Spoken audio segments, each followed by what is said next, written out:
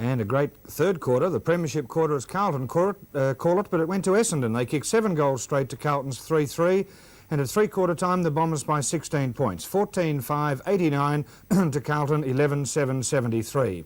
In the qualifying final at the MCG just a minute or two ago, a 22-point lead to Hawthorn over Fitzroy, and halfway through the third quarter. Now for a summary of the third quarter in the elimination final, it's back out to VFL Park to Lou Richards and Peter Landy. Right, thank you, Graham. Back here at VFL Park, 11-7, 73 Carlton, 14-5, 89. A friend of mine up here just said it was a Carlton supporter, it doesn't look good, and I must agree with him. They're looking a little bit slow. Only 2 tough matches out here in 2 weeks on this heavier surface at VFL Park. Certainly taken its toll, and that's just what I mean. Some pretty heavy divots out there being replaced by the ground staff.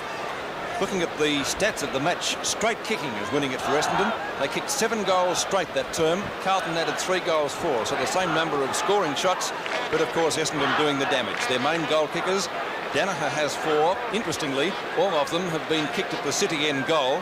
Van der Haar has 3. Kink 2, Merritt 2. They're the main ones for Carlton. Kent Hunter is their best player insofar as I'm concerned. 5 goals.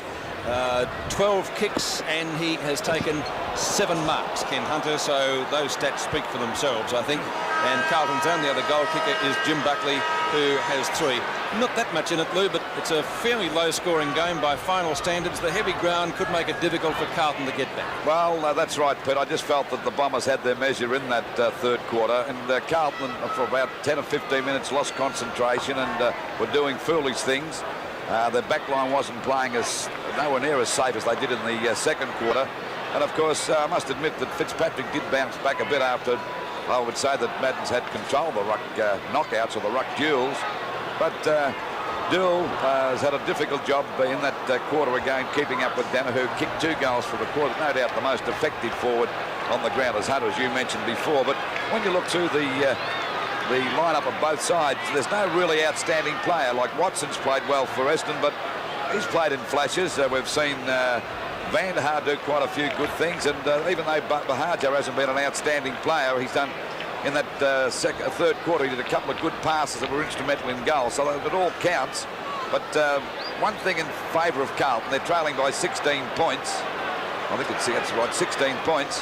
The end that Essendon kicked to in that third quarter is favoured, or appears to be the scoring end.